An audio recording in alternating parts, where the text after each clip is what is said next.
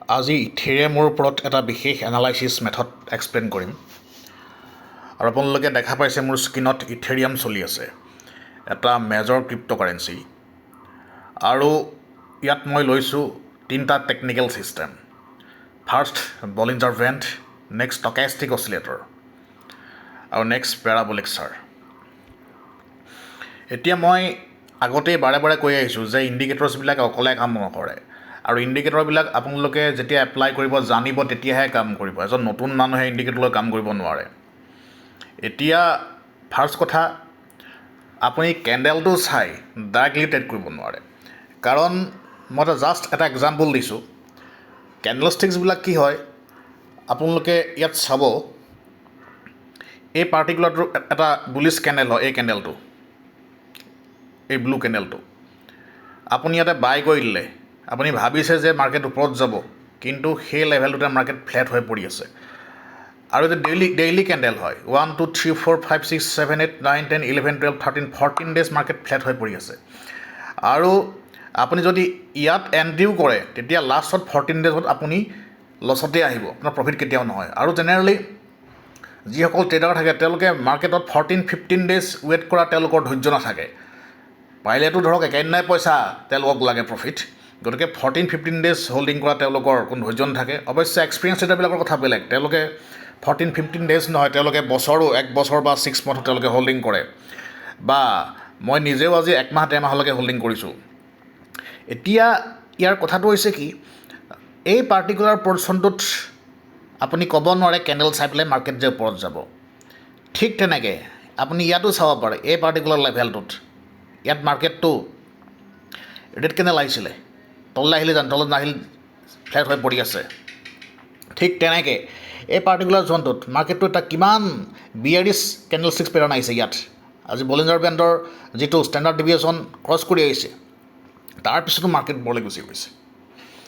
আৰু এই যিবিলাক কনফিউজিং আছে, এই কনফিউজিংবিলাক দূৰ কৰিবৰ কাৰণে আমি টেকনিকেল ইণ্ডিকেটৰ এপ্লাই কৰোঁ। কিন্তু টেকনিকেল ইণ্ডিকেটৰৰ ওচৰত এটা কথা আছে কি, এটা টেকনিকেল ইণ্ডিকেটৰ শিকোঁতে বহুত টাইম লাগে মাষ্টাৰি কৰোঁতে। কাৰণ এটা টেকনিকেল ইণ্ডিকেটৰ বনাওঁতে যিবিলাকে বনাইছে, তেওঁলোকৰ আজি 4-5 বছৰ 10-12 বছৰ টাইম লাগি যায় বনাওঁতে। আৰু ইচিমকুৰ নিচিনা টেকনিকেল ইণ্ডিকেটৰ বনাওঁতে আজি 40 years টাইম লাগিছে।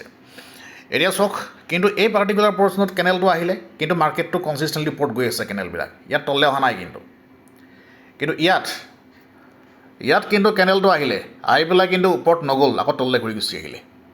এতিয়া মই ডেইলি চাৰ্ট লৈছোঁ, আৰু ডেইলি চাৰ্টত যদি ইথেৰিয়ামত আপুনি ষ্টেণ্ডাৰ্ডত বাই কৰিবলৈ যায়, ইয়াত কেণ্ডেলটো এনেকৈ তললৈ অহা মানে আপোনাৰ এটা বহুত হেভি লছ হৈ যাব। আৰু এই বস্তুবিলাকৰ কাৰণে আমি কি কৰোঁ, কিছুমান পাৰ্টিকুলাৰ টেকন'লজি এপ্লাই কৰোঁ, আৰু ইণ্ডিকেটৰ্ছবিলাকে প্ৰাইচটো ফিল্টাৰিং কৰে। কিন্তু কথাটো কি, ইণ্ডিকেটৰ্ছবিলাক নতুন মানুহে এপ্লাই কৰিব নোৱাৰে, কাৰণ ইণ্ডিকেটৰ্ছৰ কম্বিনেশ্যনৰ কথা আছে, টাইম ফ্ৰেম স্কেনিঙৰ কথা আছে, ইয়াত কোনটো লেভেলত কোনটো ছিষ্টেমত কি ইণ্ডিকেটৰ কাম কৰিব সেইবিলাকৰ কথা আছে, কোনটো ইণ্ডিকেটৰ কিমান টাইম ফ্ৰেমত এপ্লাই কৰিব সেইটোৰ কথা আছে।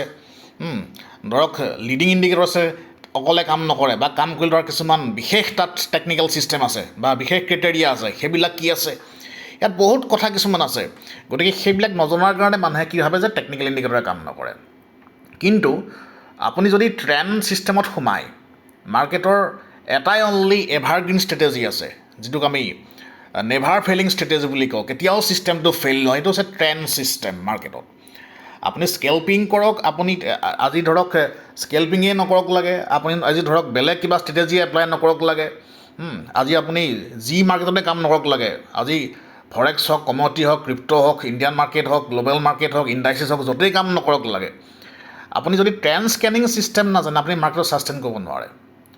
আপুনি যদি সদায় এইটো কথাই চিন্তা কৰে যে মাৰ্কেটৰ মই বটম লেভেলত এণ্ট্ৰি কৰিম, টপত এক্সিট কৰিম, তেনেকৈ যদি আপুনি চিন্তা কৰিবলৈ যায়, তেতিয়া মাৰ্কেটত আপোনাৰ কেতিয়াও প্ৰফিট নহয়। অতি বেছি মাৰ্কেটত হাৰ্ডলি থাকিব আপুনি 6 month। আপুনি যদি ভাবিছে যে এটা ৰঙা কেণ্ডেল লিখি পেলাই আপুনি শ্বৰ্ট চেল কৰিব, বা এটা ব্লু কেণ্ডেল লিখি আপুনি এণ্ট্ৰি কৰিব, তেতিয়া আপুনি মাৰ্কেটত কেতিয়াও টিকি থাকিব নোৱাৰে। আপুনি যদি ভাবিছে যে টেকনিকেল ইণ্ডিকেটৰ এটা শিকিয়ে আপুনি আজি কোটি টকা ইনকাম কৰিব, তেতিয়াও আপুনি মাৰ্কেটত কেতিয়াও লং টাৰ্ম ছাষ্টেইন কৰিব নোৱাৰে। মাৰ্কেটৰ মেইন ছিষ্টেম স্কেনিং ছিষ্টেম। এতিয়া মই আপোনালোকক ষ্টকেষ্টিক অচিলেটৰ, আজি ইণ্ডিয়াৰ প্ৰায় 99% ট্ৰেডাৰে ষ্টকেষ্টিক অচিলেটৰ ভুলকৈ এপ্লাই কৰে, আৰু যাৰ কাৰণে তেওঁলোকে কয় যে ষ্টকেষ্টিকে কাম নকৰে। কিন্তু ষ্টকেষ্টিকৰ মেইন কথাটো হৈছে কি, ষ্টকেষ্টিকে মাৰ্কেটত মেইনলি স্পীড ডিটেকশ্যন কৰে, মাৰ্কেটটো কিমান স্পীডত আপ হৈছে বা কিমান স্পীডত ডাউন হৈছে, সেই বস্তুটো ষ্টকেষ্টিকে ডিটেকশ্যন কৰে। ষ্টকেষ্টিকৰ লগত মাৰ্কেটৰ ভলিউম, অ'পেন ইণ্টাৰেষ্ট বা আপোনাৰ মাৰ্কেটৰ বেলেগ যিবিলাক টাৰ্মিনলজি আছে সেইবিলাকৰ লগত তাৰ কোনো মতলব নাই। ষ্টকেষ্টিকে ট্ৰেণ্ডো ডিটেক্ট নকৰে, ষ্টকেষ্টিকে অনলি মাৰ্কেটৰ স্পীড ডিটেক্ট কৰে। এতিয়া বহুতে ভাবে ষ্টকেষ্টিকে ট্ৰেণ্ড ডিটেক্ট কৰে, ষ্টকেষ্টিকৰ ছিগনেল চাই সোমাই গ'ল। লিডিং ইণ্ডিকেটৰ্ছবিলাকে ট্ৰেণ্ড ডিটেক্ট নকৰে, লিডিং ইণ্ডিকেটৰ্ছে অনলি মাৰ্কেটৰ মমেণ্টাম ডিটেক্ট কৰে, মমেণ্টাম ইণ্ডিকেটৰ্ছ বুলি কোৱা হয়। সেইকাৰণে ইয়াৰ এণ্ট্ৰি কেলকুলেশ্যনবিলাক বেলেগ হয়। কিন্তু তাতো কিছুমান কথা আছে। আপুনি যদি ষ্টকেষ্টিকৰ ছেটিংছ চেঞ্জ কৰে, 533 লগত যদি আপুনি বেলেগ কিছুমান আমাৰ ছেটিংছ আছে 1599 বা এনেকুৱা ধৰণৰ 2027, ইফালে আপোনাৰ আহিলে 525, নেক্সট আহিলে 1515, তেনেকুৱা কিছুমান ছেটিংছ কিছুমান আছে। সেই ছেটিংছবিলাক যদি আপুনি চেঞ্জ কৰিবলৈ যায় তেতিয়া ষ্টকেষ্টিকে আপুনি ডাবল ষ্টকেষ্টিক মেথড বুলি যিটো কওঁ আমি, ডাবল ষ্টকেষ্টিক ছিষ্টেম বুলি কওঁ, সেইবিলাক তেতিয়া কাম কৰিব। সেইবিলাক মই পিছত বাৰু এক্সপ্লেইন কৰিম। এতিয়া ষ্টকেষ্টিকৰ এই যিবিলাক ছিগনেল ইয়াত ডিটেক্ট হৈছে, আপোনালোকে ইয়াত দেখা পাইছে, যিটো ব্লু লাইনটোৱে ৰেড লাইনটো ক্ৰচিং কৰিছে সেইটো এটা ছিগনেল হয়। ঠিক তেনেকৈ ৰেডটোৱে ব্লুটো ওপৰৰ পৰা ক্ৰচিং কৰিছে, সেইটো এটা ছিগনেল হয়। কিন্তু ইয়াত আপোনালোকে চাব কিছুমান ছিগনেল অহাৰ পিছত মাৰ্কেটটো ওপৰত গৈছে, এই ছিগনেলটো অহাৰ পিছত মাৰ্কেটটো ওপৰত গৈছে। কিন্তু এইটো ছিগনেল অহাৰ পিছত মাৰ্কেটটো কিন্তু ইয়াৰ পৰা ইয়ালৈকেহে আহিলে। ঠিক তেনেকৈ এইটো ছিগনেলটো অহাৰ পিছত মাৰ্কেটে এই লেভেলটোলৈকে গ'ল, তাৰ ওপৰত যোৱা নাই মাৰ্কেটটো। কিন্তু এইটো ছিগনেল অহাৰ পিছত মাৰ্কেট কনচিষ্টেণ্টলি ওপৰত গৈ আছে। ঠিক তেনেকৈ এই লেভেলটো ছিগনেল নথকাৰ পিছতো মাৰ্কেট ওপৰত গৈছে। ইয়াত কিন্তু আপোনাৰ ছিগনেলটো খেলি মেলি হ'লেও মাৰ্কেটটো কিন্তু এইখিনি বা এইখিনিলৈকে গৈছে। আৰু এই লেভেলটোত মাৰ্কেটত এই অভাৰচল্ড লেভেলত ছিগনেল আছে, তাত কিন্তু মাৰ্কেটটোৰ ধৰক ইয়াত খেলি মেলিকৈ হ'লেও তললৈ আহি আছে। ঠিক তেনেকৈ আপোনালোকে চাব ইয়াত মেক্সিমাম ফেক ছিগনেল ডিটেক্ট হয়। এতিয়া মানুহবিলাকে বা নতুন ট্ৰেডাৰসকলে ভাবে যে ইয়াত ক্ৰচিংটো অহাৰ লগে আপুনি বাই কৰি দিব। ইয়াতে ক্ৰচিংটো আহিলে ইয়াত আপুনি বাই কৰিলে কি হ'ব, ইয়াত আপোনাৰ মাৰ্কেটটো ফ্লেট হৈ পৰি আছে। আৰু 50% জ'ন এটা থাকে, যিটো লিডিং ইণ্ডিকেটৰ্ছ 50% জ'নটো আমি চাওঁ, এইটো 50% জ'ন হয়। আপুনি দেখা পাইছে ইয়াত এইটো 50% জ'ন হয়। আমি 50% জ'নটো আমি চাই লওঁ। বা আপোনালোকে ইয়াত আৰু এটা মই ইয়াত কাম কৰিব পাৰোঁ, যিটো আপুনি 50% জ'ন, সেইটো আপুনি ইয়াত ড্ৰ কৰি ল'ব পাৰে। 50% জ'নটো ইয়াত আপোনালোকে নিজৰ মতে ইয়াত ড্ৰ কৰিবও পাৰে, যিটো 50% জ'ন থাকে। সেই জ'নটো আপুনি ড্ৰ কৰিবলৈ হ'লে লাইন লৈ পেলাই আপুনি ধৰক এইটো 50% জ'নটো আপুনি ড্ৰ কৰিবও পাৰে। ইয়াতে 50%, এইটো 50%, এইটো 50% জ'ন, 50% জ'ন, 50.6, 50%। গতিকে এই কথাবিলাক নজনাৰ কাৰণে এতিয়া আমি চাব লাগিব যে আপোনাৰ এই ছিগনেলবিলাক ক'ত আছে, 50% জ'নটোত আছেনে, 50%ৰ ওপৰত আছেনে, তলত আছে। 50%ত ইয়াত কথাটো হৈছে কি, ষ্টকেষ্টিকৰ যোন ইনভেণ্টৰ ডক্টৰ জৰ্জ লেন, তেখেতে 1950তে এটা কথা কৈছিলে, ষ্টকেষ্টিকে মাৰ্কেটৰ মমেণ্টাম ডিটেক্ট কৰে।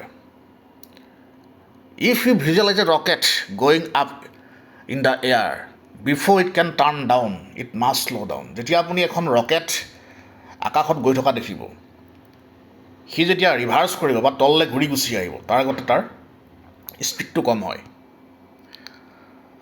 মাৰ্কেটৰ যিটো স্পীড তাক এটা ৰকেটৰ লগত কম্পেয়াৰ কৰিছে।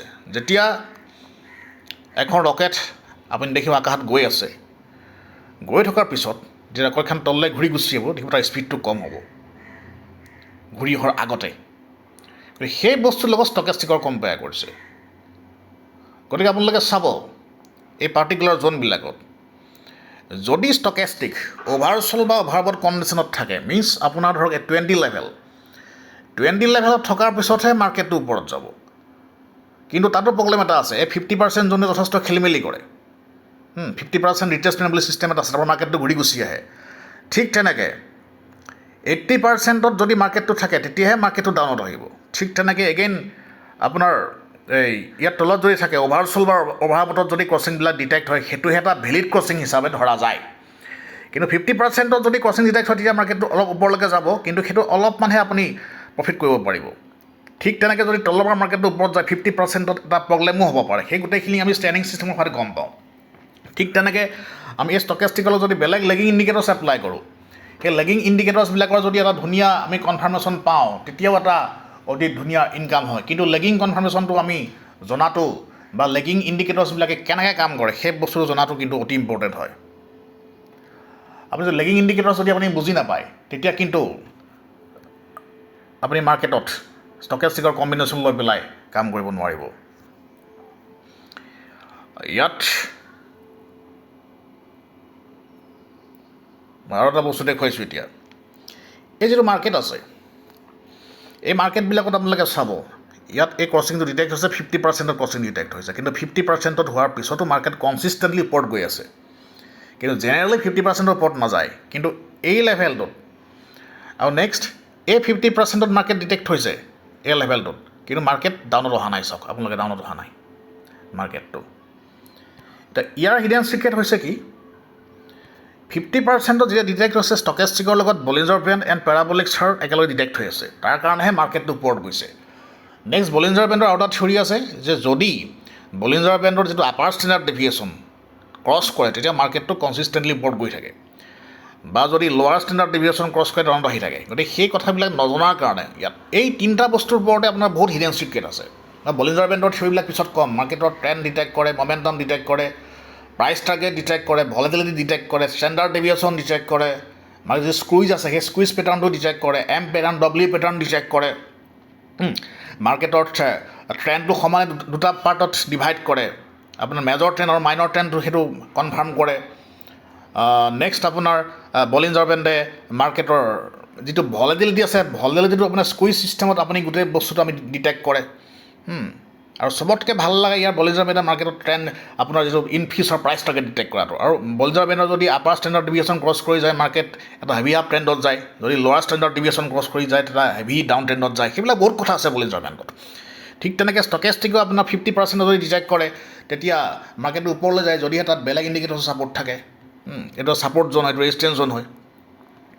এতিয়া এই গোটেই কথাবিলাক আপুনি যদি নাজানে তেতিয়া ইণ্ডিকেটৰ্ছে কেতিয়াও কাম নকৰে। কিন্তু ইয়াত এতিয়া চাব আপোনালোকে, ইয়াত এই দুটা কেনেল সাংঘাতিক ডেইলি কেনেল হয়, কনচিষ্টেণ্টলি ওপৰত গৈ আছে। এতিয়া মই যদি ইয়াত এতিয়া চাব ইয়াত কনচিষ্টেণ্টলি ওপৰত, এইটো 50% লেভেলত ডিটেক্ট কৰিছে। 50% জ'ন এটা ছাপৰ্ট জ'ন হয়। এইটো পেৰাবলিক চাৰ্ট লগত বলিঞ্জাৰ বেণ্ড মিডল লাইন লাগি আছে, এইটো 20 SMA বুলি কয় গোটেই বস্তুটো। গতিকে এই কথাবিলাক নজনাৰ কাৰণে একচুৱেলি আমাৰ নতুন ট্ৰেডাৰসকলে প্ৰব্লেমৰ সন্মুখীন হয়। তেওঁলোকে ভাবে যে ষ্টকেষ্টিকৰ ক্ৰছিং এটা আহিলে আপুনি তাত বাই কৰি দিব। এইটো ফেক ক্ৰছিং হয়, এইটো কোনো ফেক ছিগনেল হয়, এইটো ফেক ছিগনেল হয়, এইবিলাক ফেক ছিগনেল হয়, এইটো ফেক ছিগনেল হয়। ইয়াতে আপোনাৰ বহুত ফেক ছিগনেল ডিটেক্ট কৰে যিকোনো ইণ্ডিকেটৰে।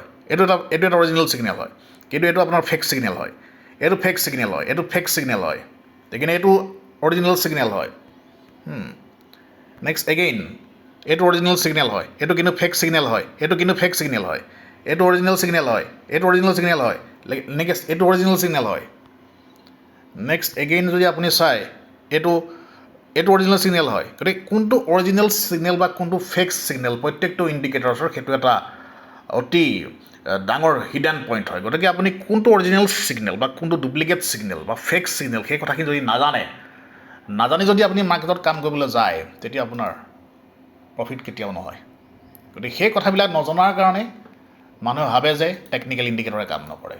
কিন্তু কথাটো কি টেকনিকেল ইণ্ডিকেটৰ্ছ আপুনি যদি এপ্লাই কৰিব জানে কেতিয়াও ফেইল নহয়। আৰু ওলোটা প্ৰত্যেকজন ছাকচেছফুল ট্ৰেডাৰে হাইলি ছাকচেছফুল ট্ৰেডাৰে টেকনিকেল ইণ্ডিকেটৰ এপ্লাই কৰে। গতিকে আহক আমি টেকনিকেল এনালাইচিছ শিকোঁ আৰু ফাইনেন্সিয়েল ট্ৰেডিঙৰ যিবিলাক হিডেন চিক্ৰেট আছে সেইবিলাক জানিবৰ কাৰণে আপোনালোকে মোক যোগাযোগ কৰক আৰু ফাইনেন্সিয়েল প্ৰফেশ্যনেলি গ্ৰহণ কৰক। আৰু যিমান পাৰে এই ভিডিঅ'টো শ্বেয়াৰ কৰিব আৰু ফাইনেন্সিয়েল ট্ৰেডিঙৰ যিকোনো কুৱেশ্যন থাকিলে আপোনালোকে মোক সুধিব পাৰে। Thank you, have a great day.